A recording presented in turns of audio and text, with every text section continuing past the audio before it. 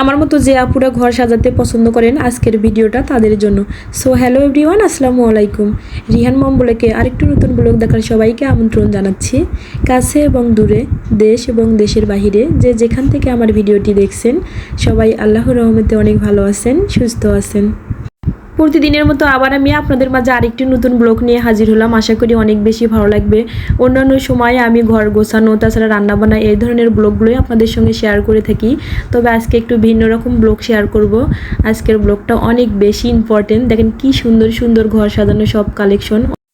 যে আপুরা আমার মতো ঘর সাজাতে অনেক বেশি পছন্দ করেন এবং ভালোবাসেন, আজকের ভিডিওটা তাদের অনেক বেশি ভালো লাগবে।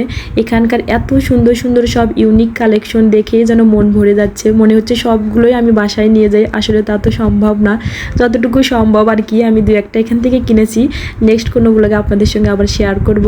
এই তো দেখেন এখানকার এত সুন্দর সুন্দর সিরামিকের সব কালেকশনগুলো। এখানকার মধ্যে সবচেয়ে আমার বেশি ইউনিক লেগেছে এখানকার এই ফ্লাওয়ার ভাসগুলো, জাস্ট অসাধারণ।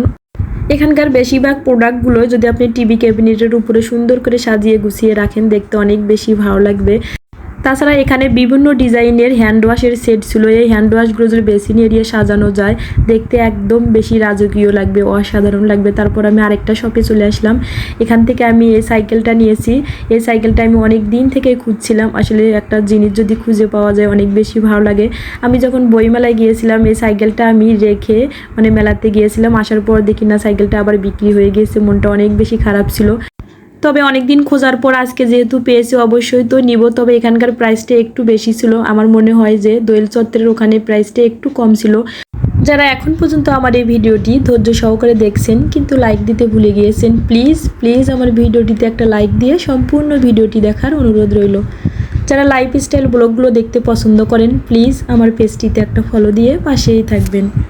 যারা অলরেডি এই কাজটি করেছেন তাদেরকে অসংখ্য ধন্যবাদ। এই শপের প্রায় প্রোডাক্টগুলোই বাঁশ এবং বেত দিয়ে তৈরি করা ছিল, এত সুন্দর ছিল। দেখুন এই সিএনজিটা অনেক বেশি সুন্দর লেগেছে আমার কাছে। রিহান তো বলছিল মামুনি এই সিএনজি করেই আমরা বাসায় চলে যাই। অনেক বেশি আমরা হাসছিলাম এই বিষয়টি নিয়ে। এখানকার এই প্রোডাক্টগুলো আমার এত বেশি ভালো লেগেছিল, মনে হচ্ছিল সবগুলোই নিয়ে যাই।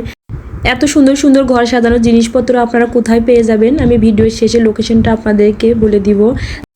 এখন আমি আরেকটা শপে চলে আসলাম। এখানকার ফুলগুলো এত বেশি ইউনিক এবং এত বেশি সুন্দর ছিল। তাছাড়া বিভিন্ন ধরনের ফুল ছিল। এখানে ফুল দিয়ে ঘর সাজাতে আমার বরাবরই অনেক বেশি ভালো লাগে। আমার কাছে কেন জানি না মনে হয় যে বাসা ফুল দিয়ে সাজানো থাকে সেই বাসা মনে হয় ভালোবাসায় যেন ভরপুর হয়ে থাকে।